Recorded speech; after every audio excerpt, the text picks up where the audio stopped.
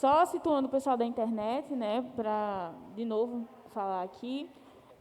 Agora a gente vai para um momento de perguntas e respostas. A gente vem de uma série, né, de exposições bíblicas, teológicas sobre a teologia da aliança e outras coisas interessantes, pertinentes. E hoje a gente vai ter esse momento, né, para esclarecer alguns pontos que talvez alguém tenha, sei lá, ficado com alguma dúvida, a gente quer sanar tudo. Explicando que o pastor Diego e Diogo estão juntos assim porque eles são da mesma casa, né, minha gente? Né? Então, só para não ter treta depois, fiquem na paz de Jesus, está todo mundo em segurança aqui. Agora vamos às perguntas. Vamos lá. Define em poucas palavras o que é o dispensacionalismo e o aliancismo, de forma bem sistemática. Certo. Eu vou tentar definir da forma mais direta possível. Eu já fiz isso durante a exposição, mas é importante repetir. O dispensacionalismo, ele é uma visão muito separatista das Escrituras. Eu não tenho condições de falar de um dispensacionalismo, porque existem vários. Por exemplo, o dispensacionalismo clássico, que inclusive é defendido pela Bíblia de Scofield, ele não é mais aceito hoje pela maior parte dos dispensacionalistas. Se vocês forem, por exemplo, escutar o pastor Marcos Granconato falando sobre dispensacionalismo, vocês vão perceber que muitos elementos do aliancismo estão presentes naquilo que ele chama de dispensacionalismo. Por exemplo, pouca gente sabe, mas o teólogo John MacArthur, ele é um dispensacionalista. Mas todo mundo diz assim, mas o dispensacionalismo dele é diferente. Ou seja, existem vários dispensacionalismos, mas basicamente a questão central, primordial, que é tratada no dispensacionalismo, que está incluído em todos esses grupos, é a seguinte: existe uma diferença entre Israel como nação e a igreja. Então, mesmo que eles se diferenciem na separação das dispensações e tudo mais, esse é o elemento que está sempre presente, é a ideia de separação entre Israel e a igreja. O dispensacionalismo, ele não é um inimigo da teologia da aliança. Muita gente acha que são inimigos equiparados, e não é. Por quê? Porque o dispensacionalismo, ele não é tão amplo quanto a teologia da aliança. Então, os aliancistas não veem os dispensacionalistas como inimigos que eles ficam tentando combater sempre. É sempre o contrário, os dispensacionalistas se voltam contra a teologia da aliança. Por exemplo, esse termo aliancismo, ele não é usado por aliancistas, né? Ele não é usado, é um termo cunhado pelos dispensacionalistas, porque o teólogo reformado, ele entende que a teologia da aliança é uma doutrina que perpassa toda a Escritura, é um fundamento para várias outras doutrinas, como salvação, criação, queda, redenção, escatologia e muitas outras coisas. Então, a discussão com o dispensacionalismo, ela abrange apenas uma área, mas basicamente é isso. Os aliancistas acreditam que Israel era a igreja no Antigo Testamento. Então, é basicamente isso. No Novo Testamento, já não há mais aquela divisão entre Israel enquanto nação e a igreja como um povo separado. Não. No Novo Testamento, a visão aliancista é de que o muro de separação foi quebrado e de que Israel e os gentios, eles formam um só corpo, e que todas as promessas feitas a Israel no Antigo Testamento, elas se cumprem na igreja. Só para concluir, uma parábola muito interessante que o Senhor Jesus conta em Mateus capítulo 21, a parábola dos servos que tiveram confiada ao trabalho deles uma vinha, e o dono da vinha, ele manda servos para colherem daquilo que tinha sido produzido. E o que é que eles fazem? Esse aí, vamos matar. E eles matam. E chega um momento que o dono da vinha manda o seu próprio filho, ele diz assim, o meu filho eles vão respeitar. E aí o filho vem, e esse é o herdeiro, vamos nos apossar da vinha, mata o filho. De quem é que esse texto está falando? Alguém pode dizer? Esse texto está falando de quem? Aqueles que tiveram a vinha confiada e que quando o Senhor da vinha enviou o seu próprio filho, eles mataram. Quem é? Pode falar mais alto? Vai, gente, não fala aqui. Quem é, irmãos? É muito óbvio. Já foi falado aí. Alguém diz? Os judeus. Sabe o que é que Jesus diz? O reino de Deus vos será tirado e dado a um povo que produza os seus respectivos frutos. Então aí Jesus está mostrando que não há mais uma relação de reino de Deus com Israel. Portanto, quando você vê um judeu lá em Jerusalém, aquilo ali é pura idolatria. Não tem nada de realmente religiosidade bíblica ali. Eu só lembro das caravanas para Israel, né? Assim, não que se me chamarem eu vou, né? Mas também não tem esse não poder tem nada todo, de não. santo. Não tem nada de santo ali. Vamos lá para a segunda. Qual a diferença do batismo de crianças católicos para o da IPB? Também falei um pouco sobre isso. A Igreja Católica, ela entende que o batismo, ele é remissor. Então, eles acreditam que o batismo, ele exclui o pecado original. Essa é a ideia do católico com relação ao batismo. Eles creem que todas as crianças nascem com o pecado original, só que o batismo arranca delas o pecado original. Então, elas já não são mais culpadas por aquilo que Adão fez. Isso é algo muito interessante, essa compreensão acerca do batismo, porque, por exemplo, na história da igreja, quando o catolicismo começa a surgir ali, as discussões acerca do batismo, tinham pessoas que deixavam para se batizar no final das suas vidas, porque como o batismo era remissor, então eles diziam, eu não quero ser batizado quando criança, receber o perdão dos meus pecados, né, ter o pecado original arrancado, e depois pecar de novo e perder a minha salvação. Então, o batismo para o católico, ele realmente salva, tá certo? Ele não é meramente uma expressão de uma graça invisível, ele salva. Quando o católico batiza o bebê, o adulto, ele acredita que foi salvo pela fé da igreja. Eu não preciso explicar por que é diferente, né? A gente não crê que o batismo salva, ele é meramente um símbolo, um sacramento, um selo visível daquilo que é interior. E nem todo batizado é salvo. Ok. Vamos lá. Falou alguma coisa? Não? Crianças que morrem sem um batismo são salvas? Todas as crianças são salvas ou só os eleitos que são crianças? Essa aí eu passo para o pastor Diogo. Essa pergunta é uma pergunta que me persegue há tantos anos.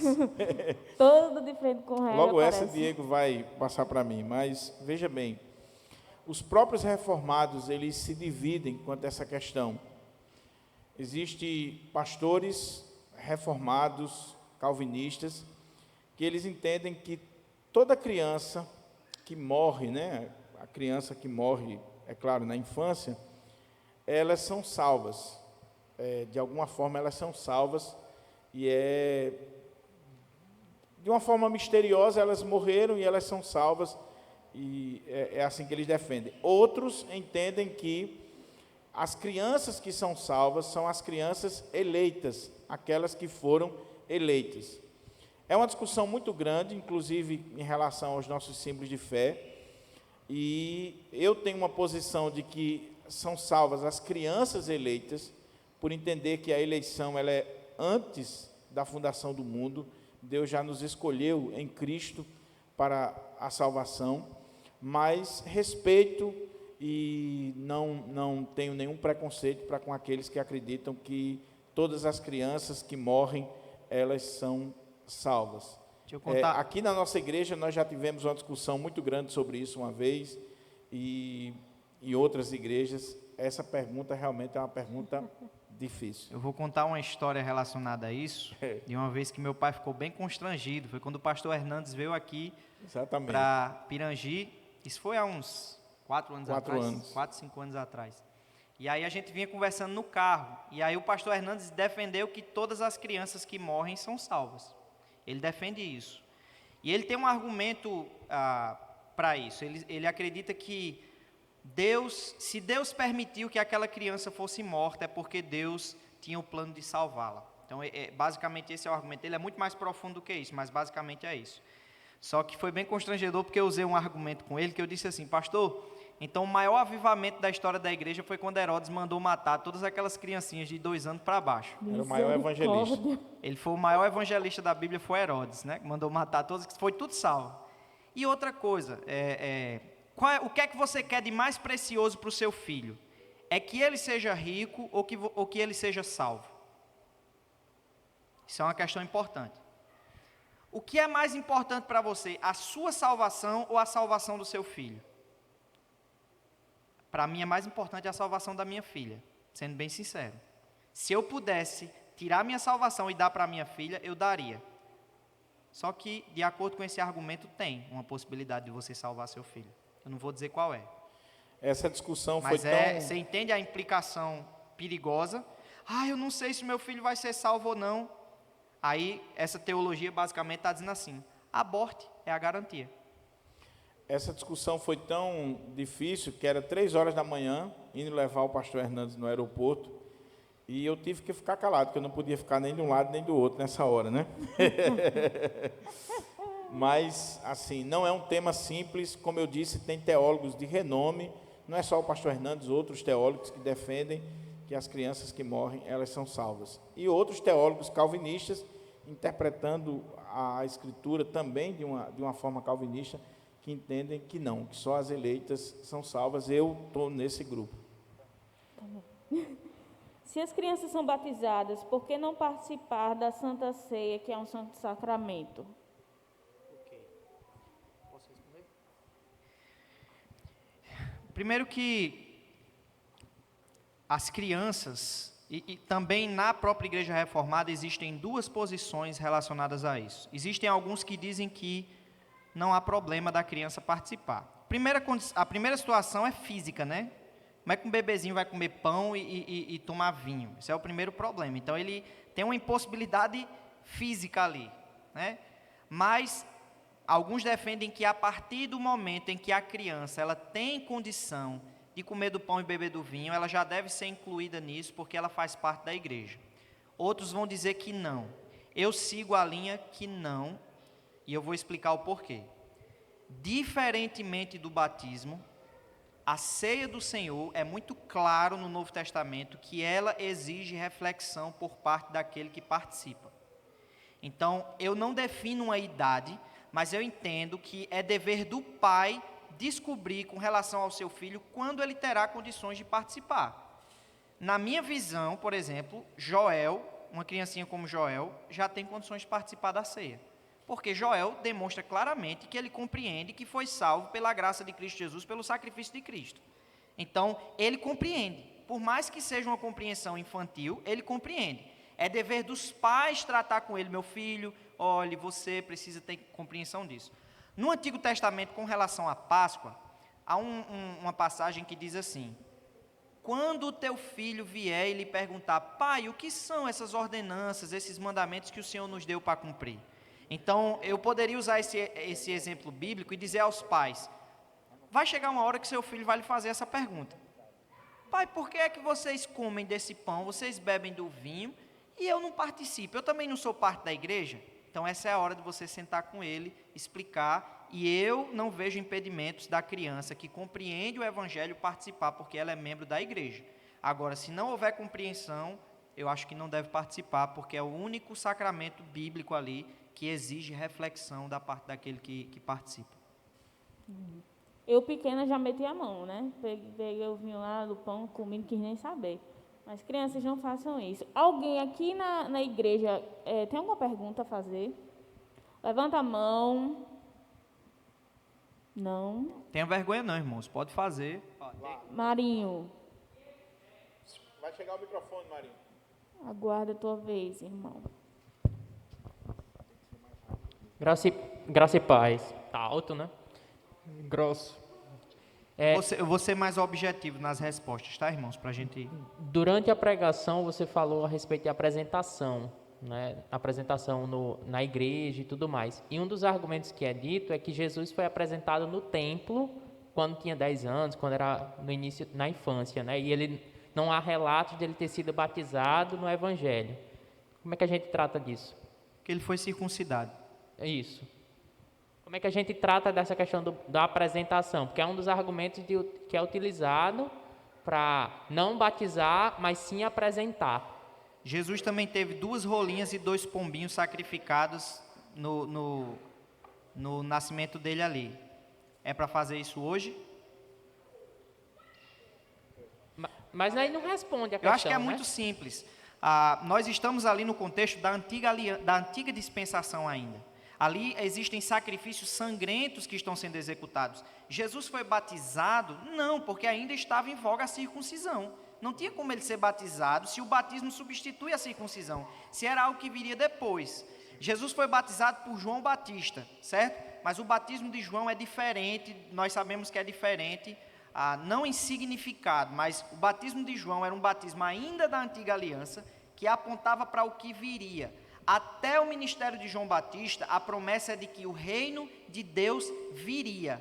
A partir do momento em que Cristo começa o seu ministério, a pregação é de que o reino de Deus é chegado entre vós. Então, assim, Jesus ele não foi batizado porque ele cumpriu com rigor o ministério de um judeu, e ele foi batizado quando ele foi circuncidado. Ele recebeu o selo da fé dos seus pais ali, a circuncisão. Entendeu? Amém. Ok. Amém? Vamos lá. Se criança também é povo de Deus... Oi? Se criança também é povo de Deus, por que elas são tiradas do culto na hora da pregação? Não deveriam ficar? A resposta mais rápida para isso, eu vou falar a minha opinião, mas eu acredito que isso é uma questão mais relacionada com o pastor da igreja. Mas na minha visão, e na visão reformada, as crianças elas devem sim permanecer no culto. Nós temos, por exemplo, o profeta Joel, quando convida o povo ao arrependimento, ele convida não só os adultos, mas ele diz que até as crianças de peito tinham que ser trazidas naquela demonstração de arrependimento. As crianças devem participar do culto, isso é um fato. Porém, existem muitos hoje em dia que querem forçar a criança a participar do culto, sem que nós tenhamos aprendido os motivos pelos quais a criança deve participar do culto. Eu entendo que as crianças devem participar do culto com a compreensão correta da igreja e dos seus pais do que está sendo feito. Só colocar a criança no culto pelo culto não é algo legal. Por quê? A criança tem que participar do culto. Aí coloca a criança no culto, o menino começa a chorar, o próprio cara que defende que a criança participe do culto fica incomodado. Outra coisa, as pregações muitas vezes não incluem as crianças nas aplicações. A Amanda está aqui, ela sabe disso. Lá em Pé do Galo, tem criança que fica no primeiro banco.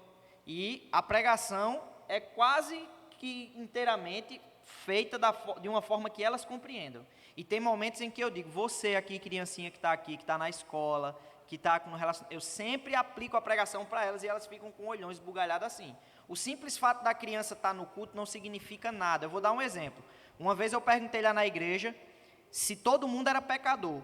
E um menininho que fez parte da escolinha dominical durante muitos anos, ele levantou a mão e disse, eu não sou não tenho pecado não. Aí eu pergunto, o que é que esse menino aprendeu na escola dominical? Nada. Aí eu pergunto, o que é que ele aprendeu no culto? Nada. Sabe por quê? Porque o mandamento bíblico é de que a responsabilidade pela educação dos seus filhos é dos pais. A aliança é feita com o pai e seu filho. O culto mais importante que o seu filho tem que participar é o culto no lar, onde você ensina ele a adorar em comunhão com a igreja. É a primeira igrejinha. Se você não faz isso, você não tem a obrigação de impor à igreja o objetivo de fazer com que todas as crianças façam parte. Qual é a minha ideia? Você crê que as crianças devem fazer parte do culto? Deixe seu filho no culto. Minha filhinha está no culto. Mas não julgue toda a igreja achando que todos os pais têm a mesma compreensão que você, porque não tem. Tem muitos pais que não vão ter condições e você precisa entender que se o seu filho está ali, todas as crianças não são necessariamente obrigadas a estar de uma forma legalista e forçada. Então é assim que eu penso. Aqui na nossa igreja nós estamos vivendo um momento de transição. Inclusive esse assunto foi discutido essa semana na reunião do conselho mais uma vez. E a postura do conselho é exatamente essa. Nós vamos fazer uma transição. Nós vamos ter um trabalho com as crianças a partir de fevereiro, aos domingos pela manhã. Esse trabalho inclui os pais, as famílias, nós estamos comunicando isso para os irmãos, e fazendo essa transição. A nossa ideia é que os pais e a igreja realmente entendam por que as crianças devem ficar aqui na hora do culto. Elas são igreja, eu concordo com a questão aqui, ela é igreja. Como igreja, ela cultua ao Senhor. Agora, não adianta a gente fazer isso, como o missionário Diego falou, de uma forma legalista, imposta, sem que a igreja e os pais entendam. Então, a nossa igreja está nesse período de transição. Esperamos em Deus que a gente consiga, o mais breve possível, fazer com que as famílias da igreja possam ter essa compreensão do dia do Senhor e da importância da criança no culto. Mas, enquanto nós não trabalharmos isso, nós vamos, a partir do departamento infantil, estarmos ensinando não só às crianças, mas aos pais a questão do culto. Mas, por exemplo, já faz alguns anos que as nossas crianças participam do culto de Santa Ceia. Elas ficam aqui manhã e noite. A partir desse ano, elas só vão estar na sala pela manhã. À noite vão estar aqui. Nós estamos fazendo a transição. Outra coisa, nós não cortamos o culto no meio para as crianças. É aquele momento onde chega na hora da pregação, vamos retirar as crianças. Não. Na nossa igreja, os pais chegam, já levam a criança para o departamento infantil para a gente não ter esse corte e não causar um impacto negativo na vida das crianças. Mas desde 2012, quando eu assumi a igreja do Pirangi, que eu venho tratando desse assunto, venho ensinando sobre isso, mas ainda temos muitas pessoas que não têm essa compreensão, e a nossa ideia é que a gente vai, a partir da instrução da palavra de Deus, produzir essa mudança. Só concluindo que isso é importante. A questão da importância da instrução em casa. Eu sou um exemplo, por exemplo, de uma criança que chegou para os meus pais e eu disse, eu não quero mais ficar na salinha. Hoje em dia o que acontece é o contrário, a criança diz, eu não quero ir para o culto, não. Então, assim, se você tiver um trato com o seu filho, de ensinar para ele a importância do culto, a importância do que é feito, isso vai ser algo natural, que vai partir do coração dele, eu quero estar ali. Se chegar o momento dele dizer que não quer, você dá uma chinelada nele, mas tenha fé que ele vai compreender, se o Senhor quiser. Ok. Como responder objetivamente o motivo por que batizamos? Não entendi. Como responder objetivamente o motivo pelo qual nós batizamos crianças?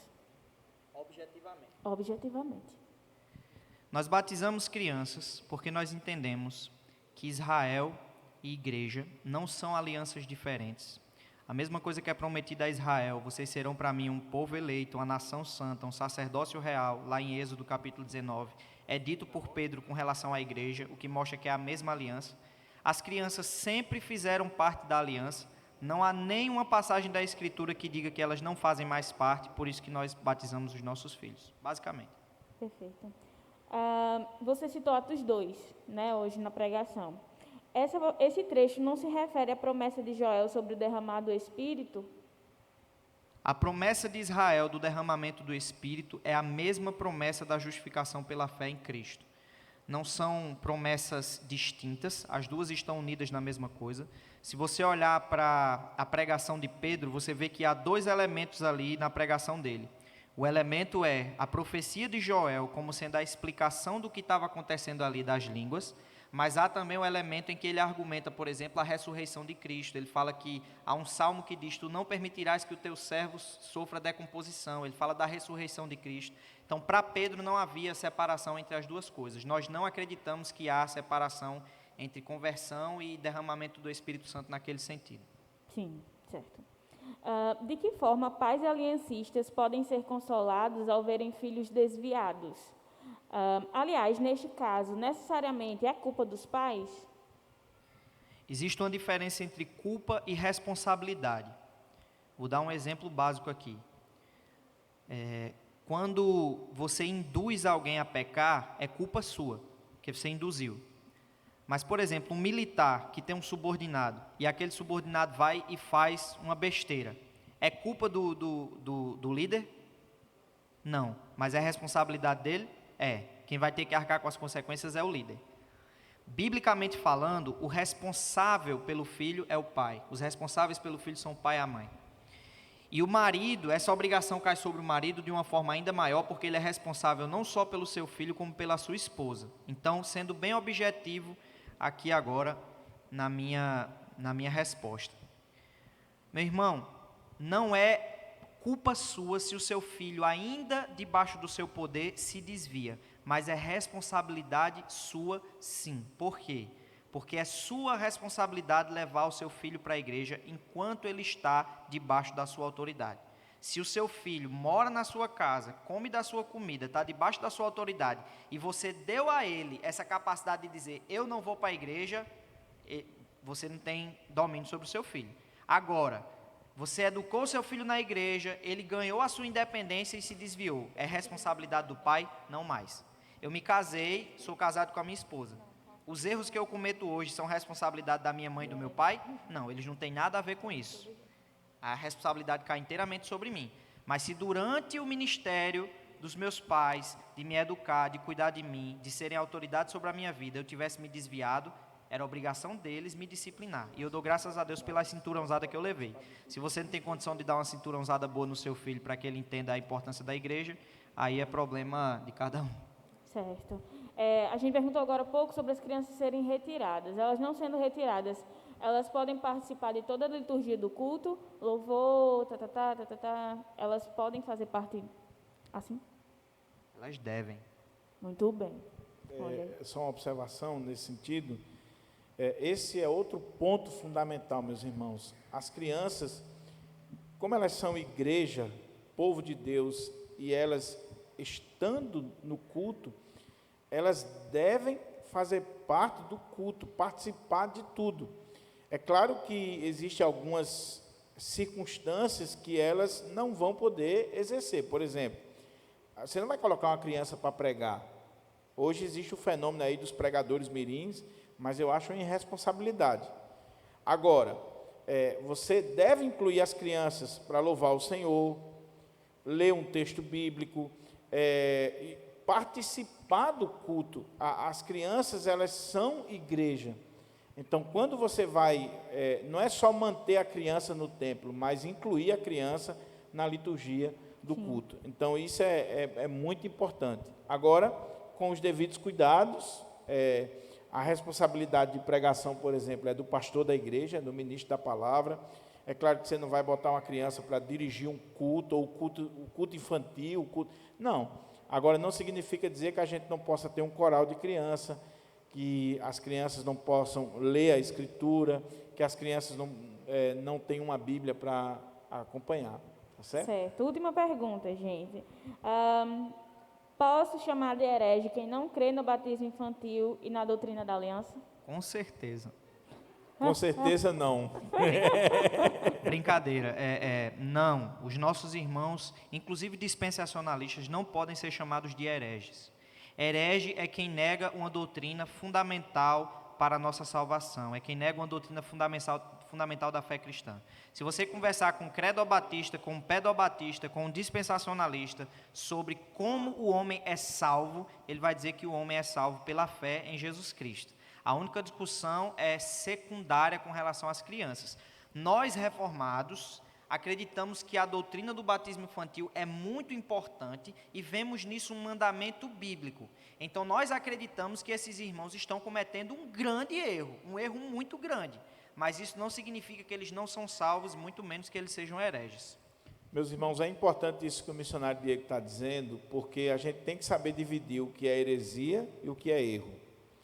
Heresia é algo realmente fatal. Heresia é quando você destrói um pilar, uma doutrina central da fé cristã, como a divindade de Cristo, a inspiração das Escrituras e outras coisas mais. Erro é algo que nós que somos reformados, nós vamos considerar um erro os irmãos não batizarem as suas crianças, mas não significa dizer que eles estão negando a fé, que eles são hereges e tal. É como essa discussão entre calvinistas e arminianos que tem dividido a igreja no nosso país, ficam brigando no Facebook. Assim, eu entendo que eles estão errados, os nossos irmãos arminianos, mas eu não chamo de herege e não desconsidero, pelo contrário, tenho amigos arminianos, prego em igrejas arminianas, nós temos muito mais coisas que nos unem do que nos separa. Agora, herege não, aí se for herege, aí a gente deixa para lá. Mas os nossos irmãos arminianos, inclusive Diego falou só dos batistas, mas eu acho que tem mais assembleano defendendo a questão do credobatismo do que os batistas no nosso país. Então, Diego falou só dos batistas, mas... No início eu citei que a grande maioria da igreja evangélica no nosso país é pentecostal. Então, essa é a razão mais óbvia do porquê o credo-batismo ele é predominante. Não é por causa dos nossos irmãos batistas, é por causa dos pentecostais. Mas para os irmãos terem uma ideia, nós temos pastores assembleanos, amigos nossos, que pregam na nossa igreja, em encontros e tal, e nós gozamos da mesma comunhão no Senhor. Eduardo tá pregou hoje aqui pela Eduardo manhã. é batista. Ele é pastor batista. Né? Se ele fosse um herege, ele nem subiria no púlpito para pregar. Lembrei dele Ele está indicando errado em algumas o livro. coisas, mas é nosso irmão. Indicando o livro do MP sobre identidade presbiteriana batista. Ok. Agora não tem pergunta mais não, né? Como disse já a última, mas vamos dar lucro a Dorte, por Não favor. tô entendendo nada que tu tá... Tava ruim esse tempo todinho. O bônus agora, para dar lucro para a Dorte, aí vocês indicam livros para a gente ler. É a última essa? Que não é nem pergunta, é Certo. indicações. Eu vou indicar vários, não livros que tratam somente especificamente da doutrina do batismo infantil, mas obras que tratam da teologia reformada como um todo, para que você tenha um aprofundamento maior nesse contexto geral. Existem algumas obras de teologia sistemática, e aqui é para o pessoal que tem um nível mais avançado, que gosta de livro grande. Existem algumas obras de teologia sistemática que são muito importantes para a compreensão da teologia reformada. Uma que é básica, que você deveria ter e ler, é a sistemática do Louis Berkhof, certo? Lá na CPAD você encontra, eu acho, não sei se as meninas têm essa teologia, eu acredito que elas não têm, mas você pode solicitar elas. A teologia de Louis Berkhof ela é uma teologia muito importante para a compreensão do todo da teologia reformada. Nós temos a teologia reformada, a teologia sistemática do Charles Hodge, pastor presbiteriano, também um calhamaçozão desse tamanho aqui, você vai ter leitura para 10 anos da sua vida. As Institutas de João Calvino. Calvino, ele é o pai dessa sistematização reformada da teologia. Às vezes a gente fala de reformado e a gente acha que todo protestante é reformado. E não é, irmãos. A reforma reformada, ela é uma vertente da reforma protestante. Existe a reforma luterana, que é aquela reforma que é feita na Alemanha por Lutero, e que ainda traz muitos elementos do catolicismo romano. Os luteranos eles ainda são um pouco parecidos com o catolicismo romano em muitos aspectos. Mas a reforma reformada, ela acontece na Suíça, certo? Calvino é o principal teólogo, e os puritanos do século XVII, eles são considerados herdeiros dessa teologia. Então, eu também indico para vocês lerem as obras de Calvino, a Confissão de Fé de Westminster, os Catecismos de Westminster, que também vão abordar todas essas doutrinas, e tratando de obras mais... Tem umas muito caras que eu vou indicar se você quiser realmente gastar dinheiro. Mas dos puritanos, da editora Os Puritanos, há uma obra chamada O Batismo Infantil, o que os pais precisam saber. Eu acho que é assim, é um livretozinho amarelo, pequenininho, de três autores, onde ele vai abordar a questão do batismo infantil de uma forma bem simples. Um livro que trata de uma forma profunda, também da editora Os Puritanos, eu acredito que as meninas têm, é o livro As Bases Bíblicas para o Batismo Infantil, da editora Os Puritanos, da editora Cleary e Os Puritanos a mesma coisa. Acredito que elas também têm. Esse aborda as alianças e várias outras coisas. Então, assim, eu acho que esses livros são suficientes para começar. Outro, para encerrar, é o do Paulo Anglada, que o título é Para Vós e para Vossos Filhos. É da editora Knox. Acredito que as meninas também têm, né? Elas também trabalham com a editora Knox. Então, esse Para Vós e para Vossos Filhos é um livro pequeno, mas pense num livrinho profundo com relação a essa argumentação. Então, se você quer crescer mais sobre isso, não falta literatura. Mas eu também indico a você o seguinte, compre a Confissão de Fé Batista também. As meninas também vendem. Compre a Confissão de Fé Batista, compre as obras, as meninas também estão trabalhando com material batista, então compre também obras que têm o oposto. Não se submeta à confissão de fé e aos catecismos como sendo a sua regra de fé e prática. Se submeta às escrituras. Agora, seja honesto. Não olhe os batistas com preconceito, nem olhe os pedobatistas com preconceito. Submeta tudo à palavra de Deus. Eu não creio no batismo infantil por causa da teologia reformada de Calvino. Não, eu creio porque eu fui convencido pelas escrituras. Entendeu? Então, não creia pelo motivo errado na coisa certa. Richelda, só lembrando, meus irmãos, foi dada aqui as dicas de livros. A livraria é a Livraria Dort, é uma livraria virtual da nossa irmã Giovana, Anne e Renato.